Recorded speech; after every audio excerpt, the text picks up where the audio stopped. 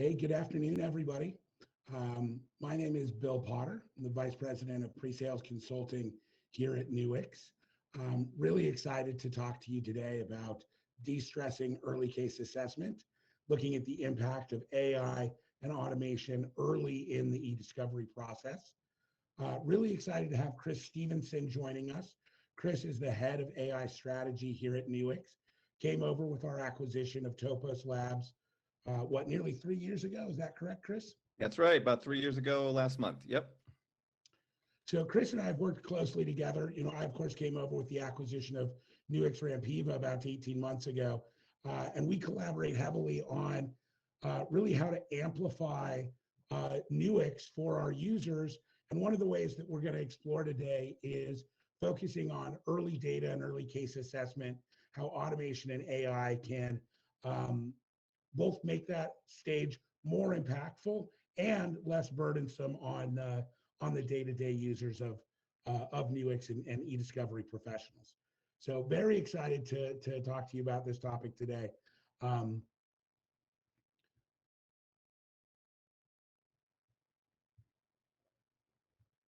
going to go ahead and start by talking about some current challenges in early case assessment and around the eDiscovery process in general. Then we'll give a brief introduction to the Nuix Neo Legal platform, which is kind of the foundation platform for AI and automation in the legal space for Nuix. We'll talk specifically about the impact of cognitive AI and automation in the ECA space. And then we'll just give you a little technical demo of the product before wrapping up with some final thoughts and a little bit of what's coming next from Nuix. So, Chris, I'd love to get your kind of thoughts on this as a top level challenge here. We talk a lot about the volume of data involved in eDiscovery, but what are kind of your thoughts from an outside perspective? Well, I think it's clear, Bill. And first of all, it's great to be sort of the right hand end of the bookend that you and I are for you from the West Coast, me from the East Coast. And both coming as recent acquisitions into this process. So it's great to talk about this topic today, which is near and dear to my heart, leveraging AI in a meaningful way to drive value in the process. And I love this first slide because it really introduces why we're here, right? So 80%, which is a massive high percentage of eDiscovery, data in the review process is not relevant to the case. And so to me, that was staggering. I think you've worked in this industry a lot longer than I have, Bill, and that to me just speaks volumes to what is needed here to help that process and why we get out of bed every morning. The other thing that I thought was interesting is that the eDiscovery, just as an entire process, is cost prohibitive in most of the other legal data matters. So bottom line is it's not working. And the question, can we do better? The reason why we're here today, I think we know the answer to that question, is we can do better, and we'd love to. I'm excited to talk about how we do that for our customers and with our customers every day. It's one of the things that I like about working with Nuix is, unlike most of the players in this space, we're not necessarily review centric, and that's sort of why this focus on early case assessment and that middle section of the EDRM is the focus of today's conversation. That said, I think that the question, can we do better? Let's maybe acknowledge some of the challenges that organizations face with that mandate, right? So do better, but what are some of the roadblocks that get in the way? When I think about the eDiscovery space, and I've worked as a practitioner in eDiscovery, and here and at Nuix and as a partner of Nuix, going back to about 2005. Some of the things that really stand out over that time, one is just the rising eDiscovery demand, and we talk about this every year. But it's growing volumes, but it's also growing complexity, right? So that modern data attachment, chat, ephemeral communications, managing that in parallel with growing data volumes is particularly difficult. And in order to support that, you have to have a combination of more staff and, under the current model, significantly increasing spend on outside hosting. And that puts organizations who are being asked to, do more with less and be conscious of budgets. It's difficult to deliver, inside. It's difficult to deliver on the eDiscovery mandate in a cost-effective manner. And that budget carry constraints, I think, puts real pressure on forces organizations to balance sort of that choosing between, are we going to take our medicine, or are we going to put food on the table? They're looking at not great options because they're not necessarily working with the most budget. And then the final piece, of course, is that the data transfer activity, when you're relying on hosting services, just that step from taking data that you've collected and handing it off to a third party, that can be an extremely burdensome activity and introduce significant delays in the process as well. That's kind of my perspective from the eDiscovery side. Chris, I'd be curious to hear some of your thoughts around the AI world and how you're thinking about the impact of AI and some of the challenges facing organizations who want to do more with that in the space. Yeah, well, I think the previous slide discusses the situation that we all face, right, in this space, and that is the rise in the data, the pressure on our customers to do more with less, I think, is the thing that just sort of really rings true here. And what that does is it makes you look at your processes, and of course, AI is going to be a huge part of that, right? So when OpenAI released ChatGPT back in, I think, a couple of years ago now, November, it really was that sort of pivotal moment where legal organizations were looking to find that magic answer, the easy button, the technology they've been waiting for all this time to really bring demonstrable value to the entire process. And I think they leaned in very hard on it, and what that brought a lot of challenge, right? Because as good as AI is and important as it is to the process, it opens up a whole slew of problems that I don't think people were quite ready for. So the use cases are pretty, apparent, right? So there's just a general data awareness and prioritization. What is this data saying? And by the way, the data volumes are increasing. So understanding data as early in the process as possible is really a place to leverage AI. Precision analytics. What is this data saying? What can we extract from that? And then, of course, where the Gen AI stuff comes in is how can we generate? So legal is fascinating to me because it's just as much a data consumer and an analyst as it is a generator of data, right? Output, reports, and sort of the documents that have to be created as part of the legal process. And so there are these massive investments organizations are either making, starting to make, or feel pressured to make, including this idea of getting the right people in the room that understand AI and technology, this trusted expertise. It's not only hard to find, but it's pretty costly. This opportunity around developing models that are either more general models or models that work specifically for the legal community, that's not an easy process. And so, and then this whole idea of the auditability and compliance aspect of it. We know that with AI comes this other side. And so you see the right side, the gotchas in this whole thing, right? So we've all heard about the hallucinations and sort of the well-publicized AI fails, many of which have stemmed from that generative AI side of things. So, what's the balance here, right? The quality and defensibility of the output and the process is becoming just as much part of the problem as it is part of the solution, unless it's done right. And then there's just the fact that even when done well, the return on investment just hasn't been brought to bear yet. So there's a big challenge here. And then not to even mention the ethical issues, right? So even the copyright infringement, the bias issues.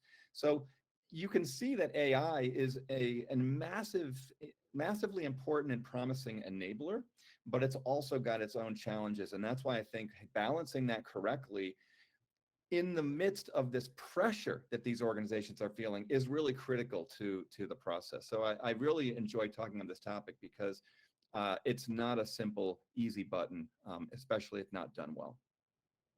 One of the things that has stood out to me, particularly since Legal Week, January of this year, um, there's so much focus around generative AI and the review process. Something like 70% of eDiscovery spend happens in the review space, but it makes me wonder, is the tail wagging the dog? Is there an opportunity for us to leverage other kinds of AI in other spots of the eDiscovery process so that it is that's more actionable, less risky, and more cost effective?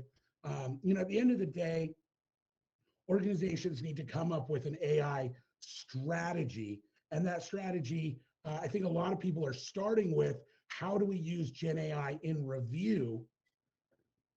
And I think what you and I are hoping to encourage people to think about today is, well, maybe what needs to happen first is how to use cognitive AI in ECA. Get at that data before it reaches the review space and help control the cost of review, not by doing review more efficiently, but by reducing the volume of data that gets into the review space at all, right? Going back to that, 80% of data that gets into review is not actually responsive to the matter at hand.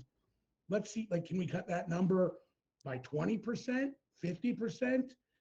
Either one of those, enormous gains in terms of savings, both in terms of hosting fees and the cost of actual, whether you're doing eyes on review or pushing review through AI, you're going to save money if you have to do it half as often, right? Not only saving money and the hassles that we'll be talking about throughout this, but it's also reducing the risks of exposing to that more risky generative AI down the pike. So it has value across the chain. Great segue to the upcoming slides, Bill. Thank you for bringing that up. So let's talk a little bit about kind of the reality of where we're at. I think a lot of people see the same landscape, but we react to it differently, right? So we talk about things like 80% growth in the volume of data year over year, a 40% increase in the hourly rate charged by top law firms over the last 5 years, according to the Financial Times, a study of top UK law firms.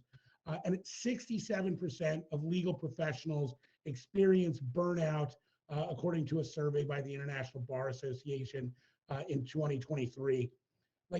This combination of factors, something's got to break, right? We either have to come up with a new approach or a radically new type of workforce, or there's that running joke that we're not an insurance company, we're a law firm that sells that pays out insurance every now and again, right? Just shifting the cost focus.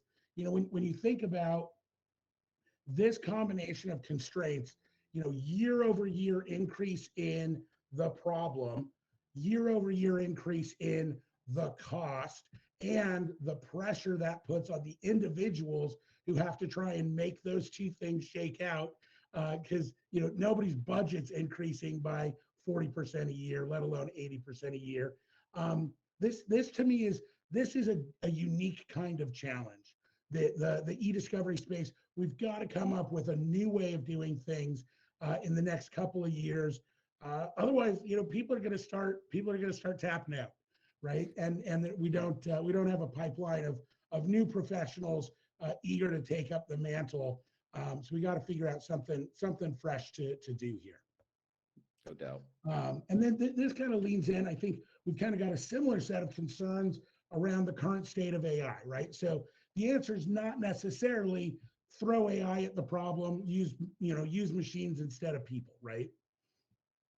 No, that's exactly right. And you just brought up a brilliant approach, a point about, what comes to mind is the ounce of prevention versus the pound of cure. I think that with generative AI, it sort of became, let's throw this problem at the end of the stage in review when you have your top people looking at more documents than they should, and when the pressure is the most high to get the right answers. So what we need to think about is, what kind of AI? Is it cognitive, more traditional machine learning approaches that can be used, as opposed to this more risky, generative AI? And as you can see here from this quote, it really talks to that point about, needing the appropriate safeguards in place to adopt. So not just from a strategic standpoint, from tactically, how are you applying this technology to your business, to the workflows, and still safeguarding the output and the integrity of the legal process.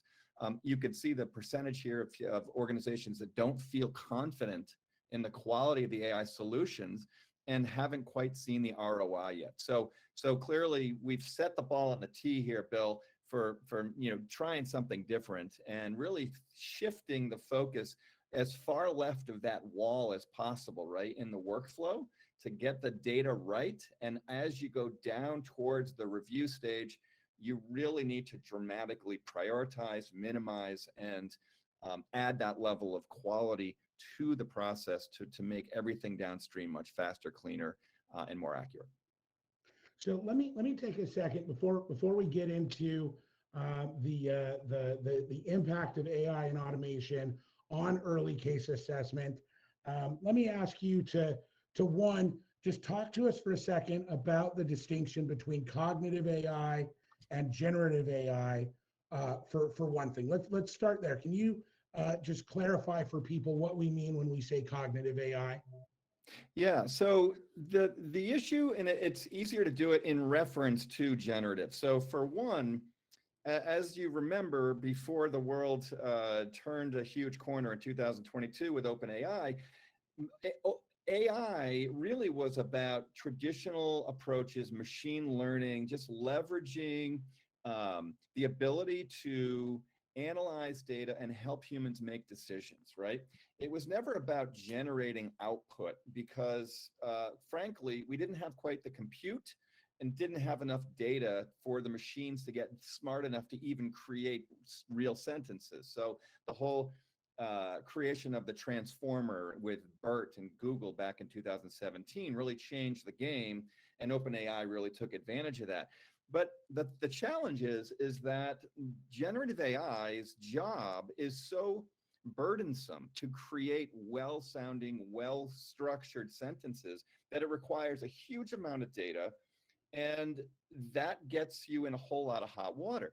So cognitive AI is really more traditional. It's focused on understanding the nature of the data, classifying it, identifying possibly what's inside it that's of risk, with no mention or concern about generating new data. That means you can do this on-prem.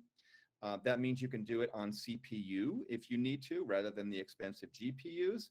And it's focused on filtering data. It's almost like keywords and regex on steroids, as opposed to having to create out of whole cloth new information.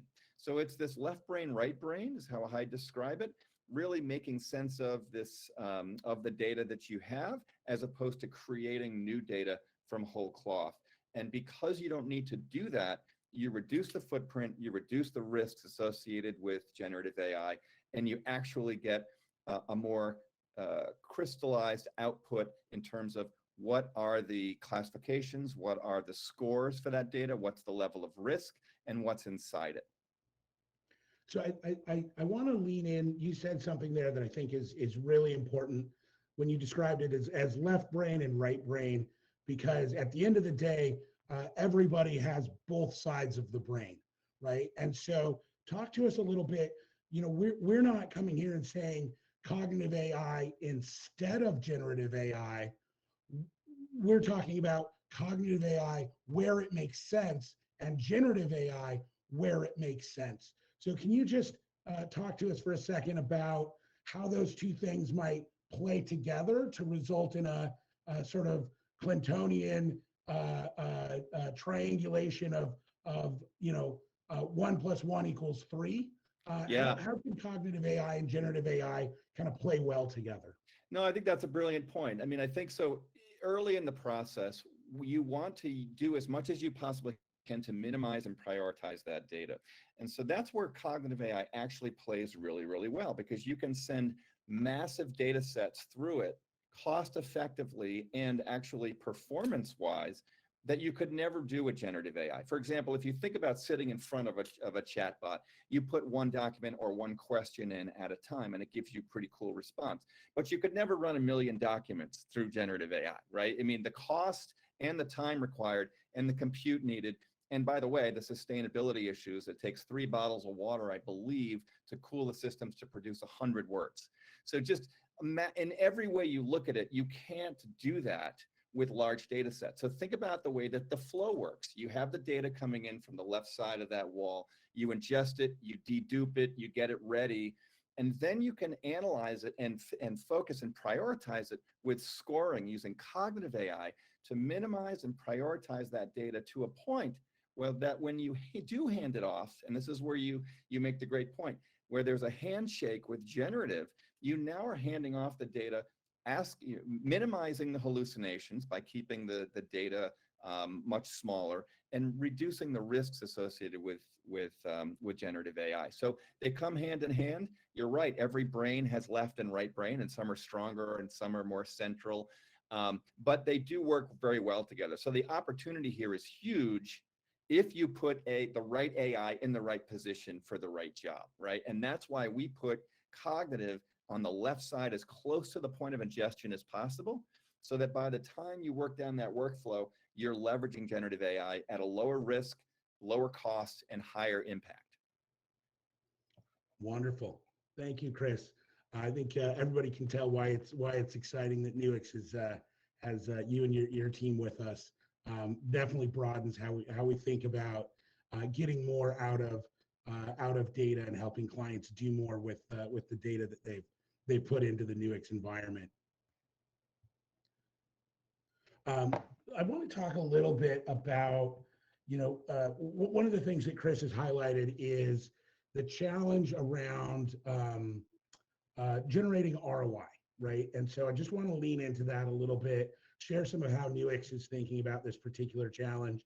Of course, there's that broad concept that I think everybody's on board with, minimizing data and leveraging, for kind of heightened insights, that pays a dividend.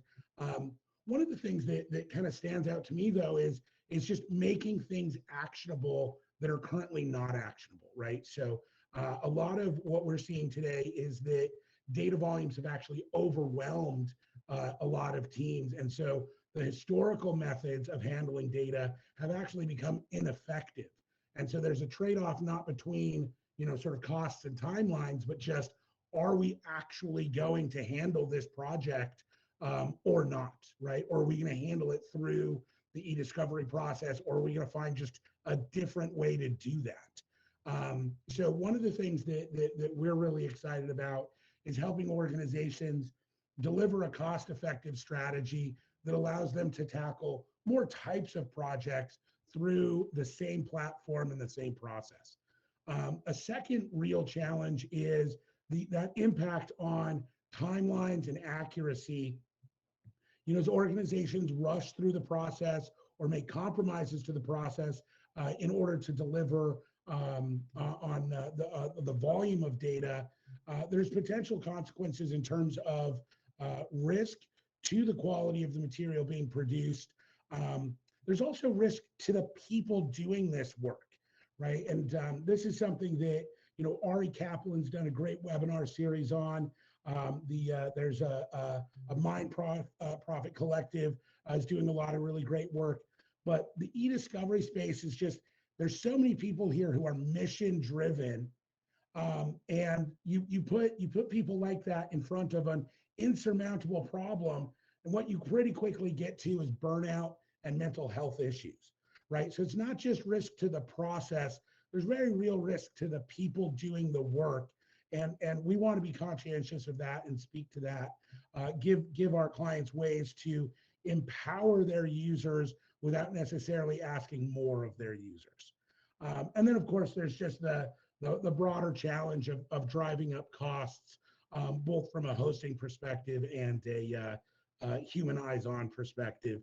You know, setting aside the point that Chris made earlier, which is, you know, you can't throw a million items at Gen AI, right? Like, I guess technically one could in a bet the company litigation, but there's very real moral consequences to that, and the cost considerations are very real as well. So definitely something to kind of think about, and things that I think we're gonna help people find a new approach to by leveraging cognitive AI earlier in the process and automating that process with Nuix Neo. I think the best part about it, Bill, is that they're not knowing that they're using cognitive AI in this process. They're just using Nuix Neo. They don't need to be AI experts. I think that's sort of the other key thing here, is that we want the software to be the same software used forever, just easier and smarter and faster. Yeah, I think that's a really I think important point, because from a change management perspective, it's really just about providing additional insight earlier in the process so that you can continue to do what you already know how to do, just with more information, right? Bingo. So to that point, talk to us a little bit about kind of what's new in Nuix Neo for early case assessment from that cognitive AI perspective. Yeah, so it really brings this I'll call it, it says it right here actually, hands-free, right? So this notion that out of the box, you get these classifications. What kind of document is this? What is the nature of what's the category? What is the document or record type? What extractions are in here? So literally, you haven't touched the system, you haven't done anything. And at moment one, you have these out-of-the-box capabilities with hundreds of models that have classified and scored and prioritized the data so that you can make decisions about it before you even have to do one, click of a button, right?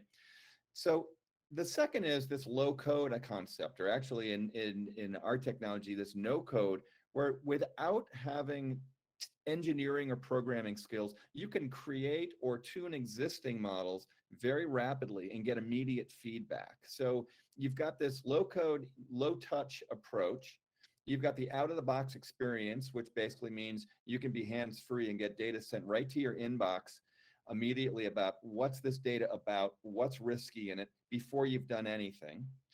The models themselves are transferable. So typically in this ECA world or in the review world, there are models out there that apply just to that case, and they've been tweaked and modified to adhere to that case. These models work across, they're data agnostic. They work across all data sets to classify and categorize and provide this insight.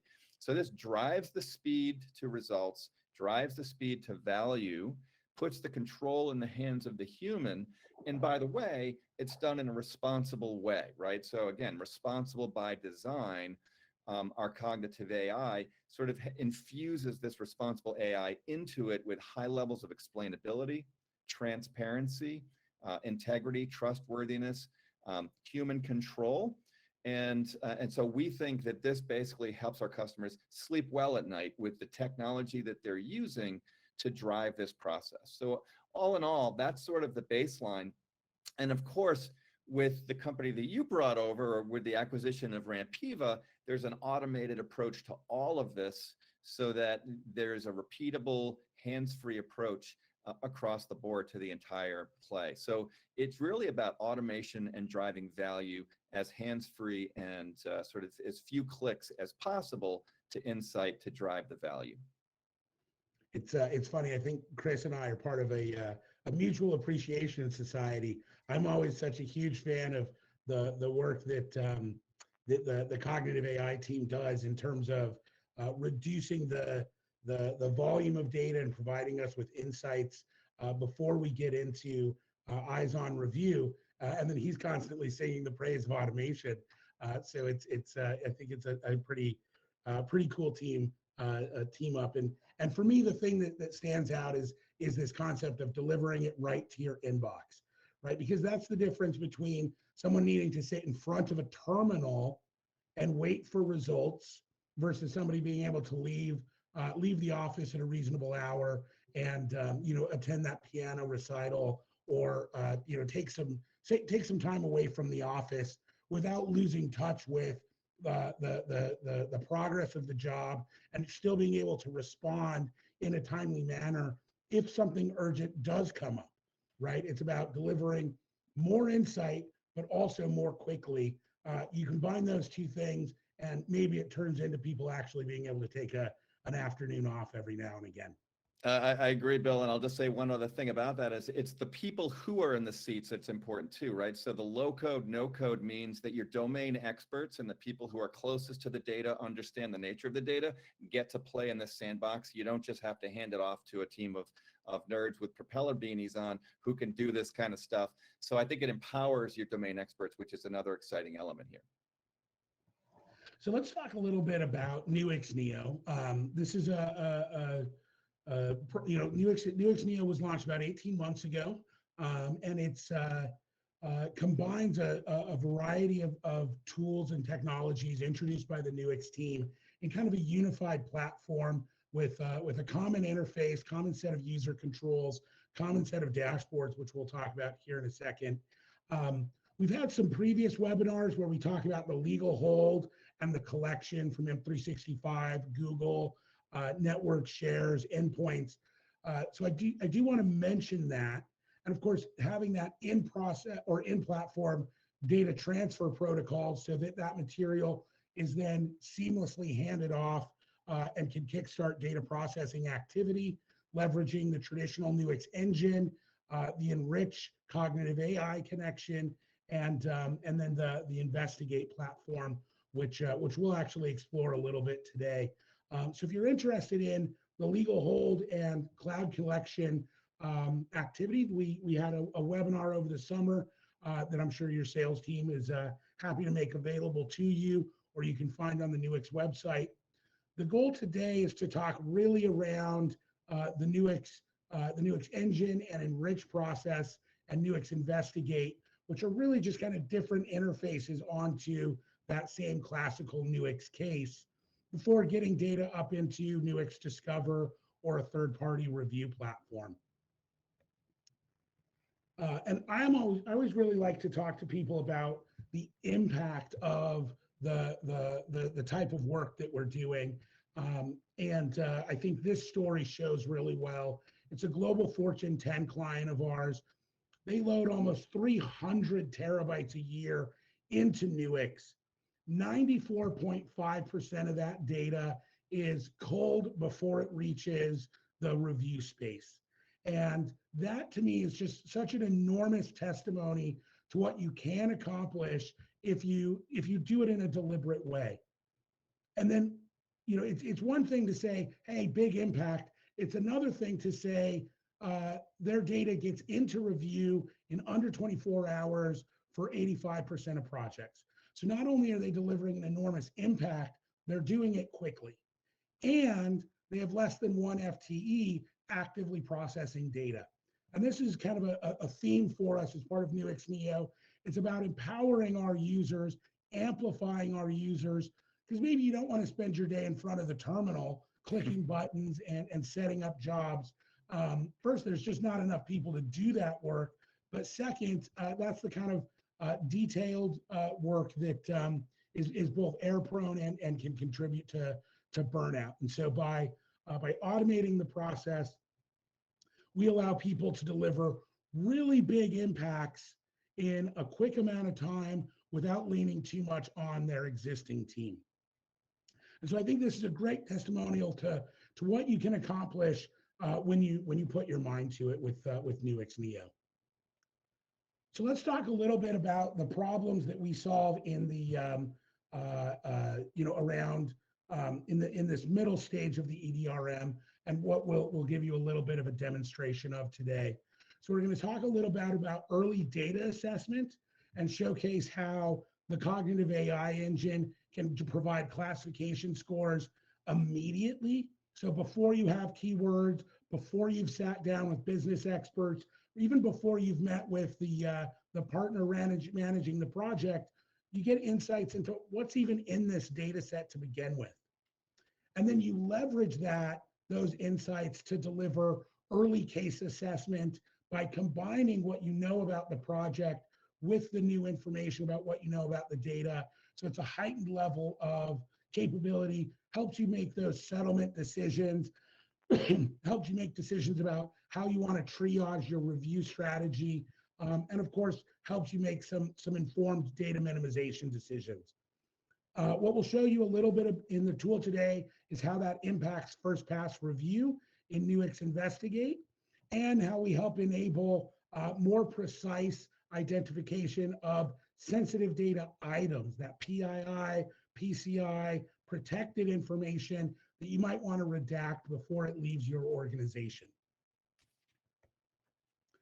So let's talk a little bit about early data assessment. And it's what I've got here is a screenshot of a dashboard, the types of dashboards that you can create with Nuix Neo. And this, I think, really highlights the value of running your process through the Nuix Neo Legal solution, right? And again, it's not about the buttons you click, because this is an automated process. I literally can't demonstrate how to generate this report because you launch a job and it populates in real time. But what does this dashboard tell us? It tells us we've got one custodian. It tells us the date range of items and the concentration of items. Does this align with our expectation, or does it expose a collection problem early in the stage?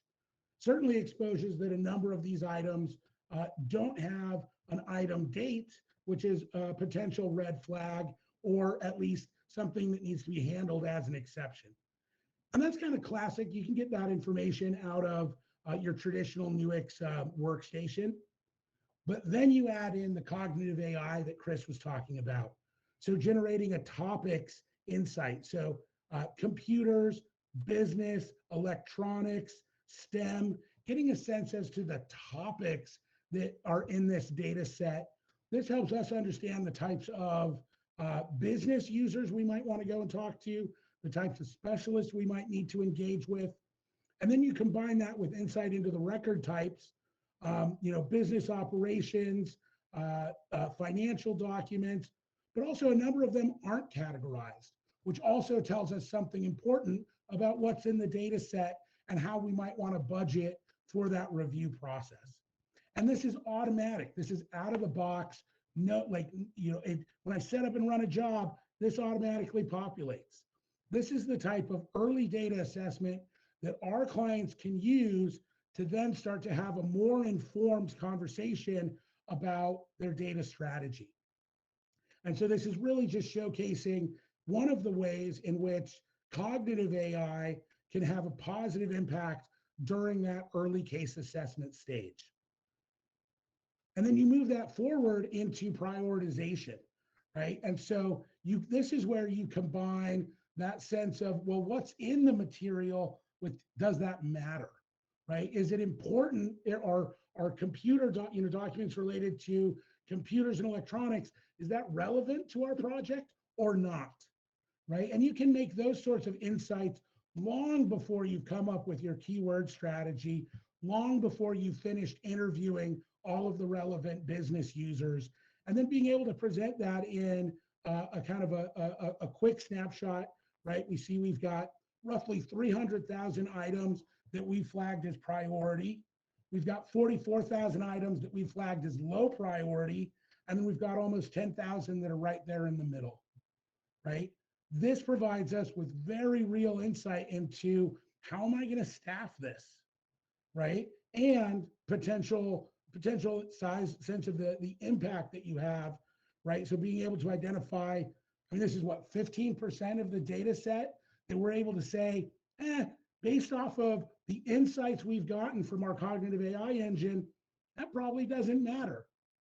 And so, this kind of sets up that first pass review next step, which is, taking a sample of that material, putting eyes on it, and confirming the conclusions that are being reached by combining the insights, the classification insights from the cognitive AI engine with the application of human intelligence on top of that. Chris, talk to us a little bit about how you think this type of reporting can positively impact the eDiscovery process, right? Is this helpful for folks who are trying to minimize data before it reaches the review space?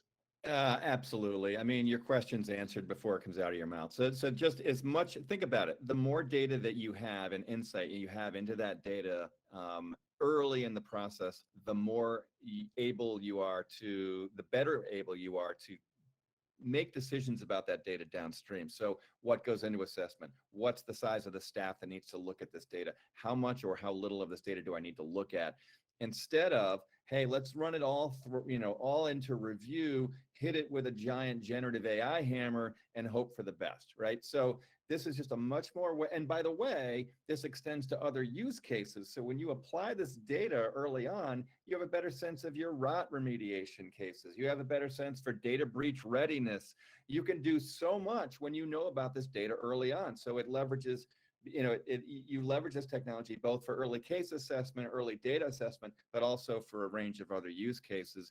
And in this case, it happens to just drive value for the review stage by understanding at an early stage what is happening with that data and what's important about it. I think that's the transferability point you were making earlier, which is, if you wait to push this information into review and run it through a TAR or a CAL machine learning process, you're classifying that based off of, thousands of items that you need to prioritize based off of the relevance to the project at hand. And so every one of those projects, it's a one-time effort. This, computer and electronics information and drilling down into further into that is, that applies across a variety of different types of matters and is, I think, a key part to making this extendable beyond your traditional eDiscovery framework. How can it be used for investigations, data privacy, records categorization, breach response, things along those lines, right? It's that transferability. You train that model one time, it's applicable across a number of different use cases. So from here, I'm going to pivot into, I'm going to give you kind of a live walkthrough of using Nuix for kind of first pass review after kind of, because what we've highlighted so far are the types of reports and dashboards that you can generate out of Nuix Neo Legal just automatically, right? It's about providing this insight so much earlier in the process and without requiring a lot of human intervention. That's what makes it more cost effective, both in terms of time and resources, right? So now let's take a pivot as to, well, what do you do with that information? And so I'm going to go ahead and share my Nuix Investigate interface. And give me 1 second to make sure this loads correctly here.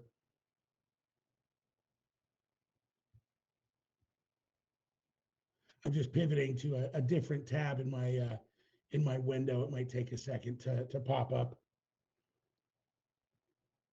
And one of the cool things about Nuix Neo is it is a unified platform, right? So if I want to go into the automation job scheduling queue, I can access that right here.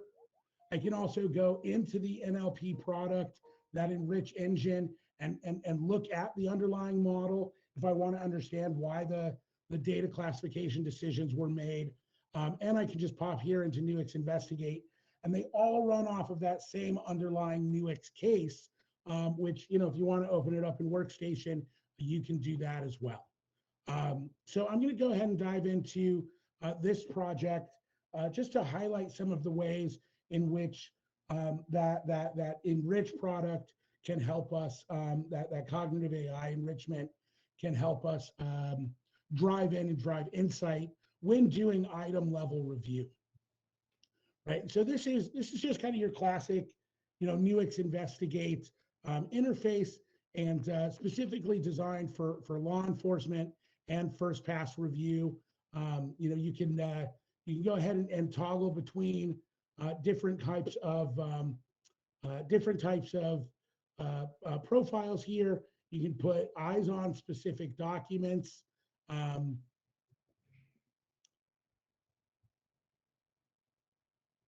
by looking at that material in just eyes on in the document, looking through a chat message. Um, you can also come in and look at how the material was scored in the cognitive AI engine, right? And so get, material that was scored at a 60% relevance or higher. Let's show item counts. This gives me the ability to quickly dig into specific areas. And I can either set a low relevance rate if I want, to start with a big scope, or if I'm in a hurry and I want to look at things that are 95% relevant or higher, I can do that as well, right? And it's that type of interactivity that I think makes this a really valuable addition, not just to data minimization decisions, but the focusing a first pass review effort as well.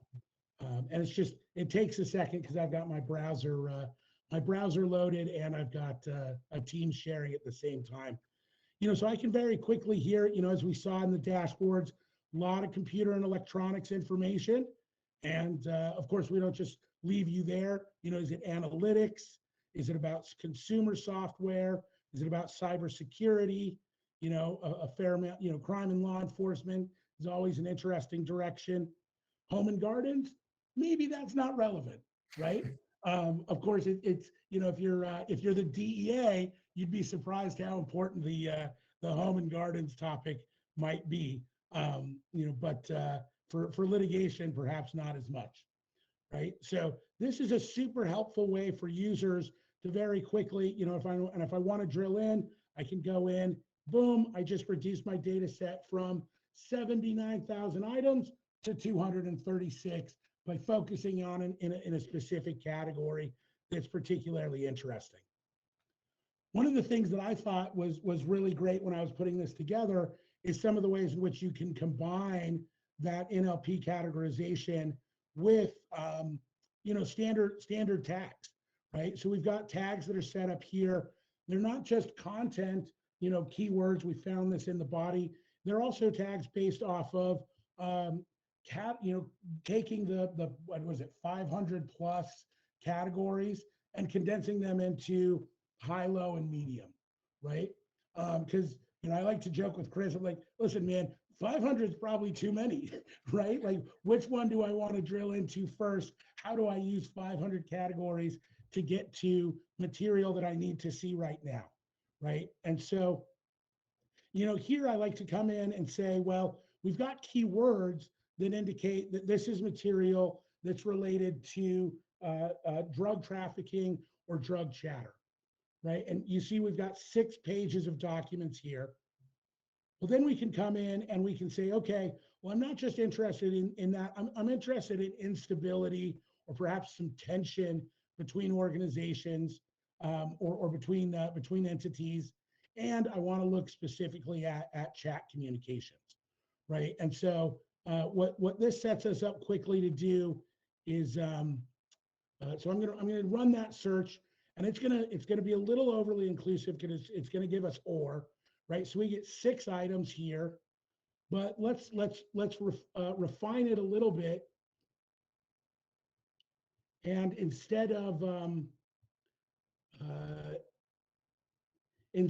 doing items that are either responsive, let's look at items that are responsive to both criteria. So, it gives us that the keywords plus the NLP enriched category. And I'm just adjusting the toggle here a little bit. So I'm going to go ahead and run this search. And it drills us down from 6 into 1, right? And this one item you'll see is not just about the drug trade, but actually has some tension in it, some disputes as to, who owes who money, how long it's going to take for me to arrive, setting some pretty firm boundaries around what people get to ask about. So it's not just, we had 6 items where people were communicating about a topic, but then we were able to laser in on just the one item where they were angry with each other. And I think that is such a, like, how do you get there with keywords? You can try, but that's really the power of AI, right? That natural language model. So Chris, take a second and talk to us about how the NLP process kind of goes beyond keywords to help us do more than, if I typed in the word angry or fighting as my key term, right? None of which appear here in the chat.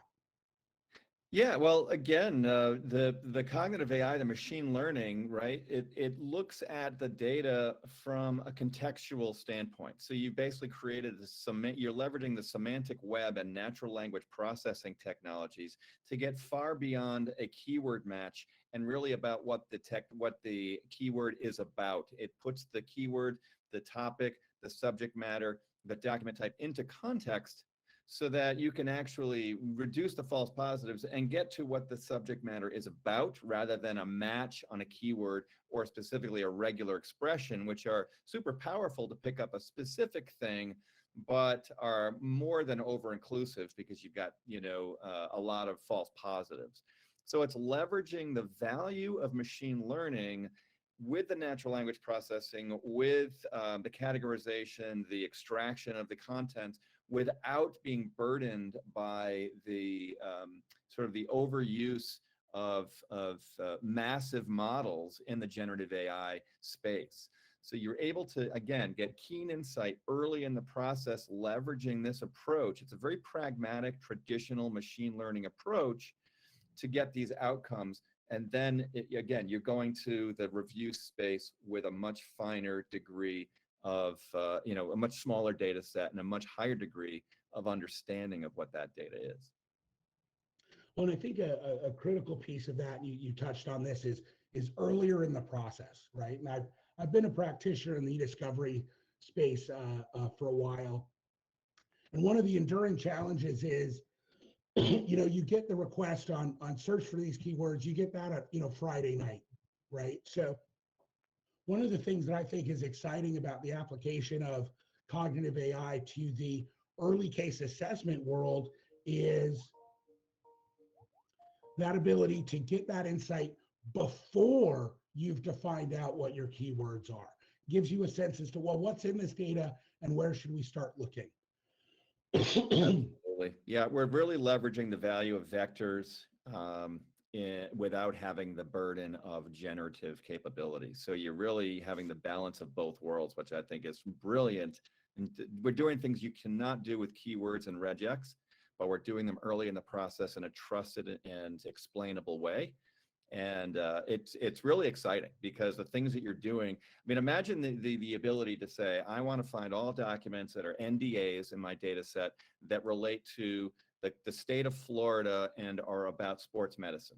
I mean, it's just not possible with keywords and regex, right? And to have that insight out of the box, without having to touch or click a button, to me is pretty awesome. Not to mention that crafting the perfect keyword query is an area of expertise itself that would be beneficial to democratize a little bit. The last piece that we wanted to touch on here, and this again gets to the value of doing this early in the process, is, Chris had mentioned regular expressions, and the value of regular expressions in the search strategy, particularly as it applies to minimizing the risk of data leaving your organization, those sensitive and protected specific data items. And one of the applications we've seen clients doing with the classification engine is combining that with regular expressions to get much more precise at identifying information that is in fact a credit card number or is in fact an employee ID number. And there's a great example of that here. When we've got just a spreadsheet, it's a list of credit card numbers, names, addresses. driver's license numbers, expiration dates. And if you look at your traditional, what's captured there out of your traditional Nuix engine, we do grab some interesting information around, some IDs and some people, right? Because this is built into the Nuix engine. But then you add on top of that the power of the cognitive AI and the entity classification. So I go from, and this is right here in the Investigate product. I go from my standard metadata to my Nuix NLP classification. Just give me 1 second to navigate to it. The people who are better than me at this know that you can just search for it up here at the top. So I can go into NLP entities and specifically around the data privacy. Oh, here we go. The entity details. We can see an additional set of entities around credit card numbers. We can see that those personal IDs being pulled out in more detail. And then it's really easy for us to go ahead and copy that information, paste it into a CSV that can run as a search term list for powering the Nuix's targeted redaction, whether you do that in the traditional engine or in the review platform. So that ability to very quickly drill into and identify more precisely protected information really gives our clients new tools for tackling this kind of work. Yeah, Bill, using that approach, we reduced false positives by 6 times over a very well-to-do advisory that focused on data breach notification using traditional keywords and well-honed regex. 6 times fewer documents than their process and 10% more of what they didn't find using their method. So it's tried and true. We're putting regex into context. Or regex on steroids, if you will, with this technology as well. So it's kind of cool. So let's take, we've walked through early data assessment, then combining those insights with intelligence around what the matter is provided by the human experts for improved early case assessment. We've then shown you how to combine that with the Nuix Investigate tool for first pass review and how to leverage the NLP categories to target and improve your analysis in the platform, and then how to develop a more precise understanding of particularly protected data entities. So that was our goal today when talking to you about the role of automation and AI in the ECA space. So we're going to go ahead and wrap up with Chris, what are the kind of some takeaway points that you want to make sure folks leave with today's conversation? And then we'll talk about what's coming next from Nuix. Honestly, my takeaways, Bill, are, and you mentioned it, early in the process, understand your data, know your data early in the process just drives value for both your ECA and other use cases. Leverage the heck out of cognitive AI, and because that is it's a more low risk and high sort of high accuracy for these large data analysis pieces. And finally, make it as button free as possible, right? I mean, make it sort of hands free. And we kind of nerded out here towards the end and gave them a lot of insight, but most of the time they won't need any of that interface. They basically will just get access to the data as they need it without doing a whole lot of button pushing. So it's just making it as touch-free and valuable as possible. So those are my takeaways from what the Neo is doing for the ECA process. Yeah, I do like to make fun of Nuix. We like to show our work, and I think it's part of. We take it very seriously that this is potentially evidence in a court trial or a regulatory hearing. So we want to make sure people have confidence in knowing where their numbers come from, and that a 5 is a 5 and not a 4.5. Give us, talk to us a little bit about what's coming up next and why this is exciting material for you. Yeah, so I think with this as a baseline, I think this is a phenomenal start, and then it's just the beginning because we have added to our, to our traditional engine this capability called a deep learning framework, which is really enabling that whole world of AI technologies that the world is expanding. There's no way we can build and manage all of this internally, Bill. There's too much happening. There's too much innovation. So how do we leverage that in a meaningful way? We do that through our deep learning framework, which is brand new, and hopefully the folks on this call today will be teaching you a lot more about in the coming weeks. And if you're at Legal Week in a few months, we'll be look forward to discussing more there. But that's bringing things like semantic search, multimodal, multilingual search that really augments your traditional keyword search, which is not going anywhere. It's still a key part of our process, but augmenting that with multilingual, multimodal search to search through data for concepts instead of keywords, really drive the value there. Coming things, transcription, translation, and of course, generative AI in the appropriate spots. Even customers can bring their own customers may want that optionality.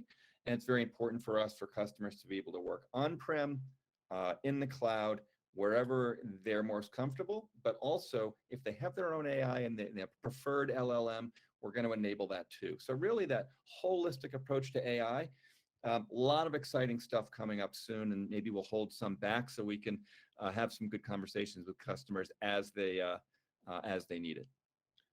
Well, as that's released, hopefully you and I will have the chance to talk about it again and help our clients think about not just what's new, but how they can use it to support their eDiscovery and digital forensics and investigations. Chris, thanks so much for joining us, and I appreciate your time today. Thanks, Bill. Talk soon. Thanks for everyone for coming today.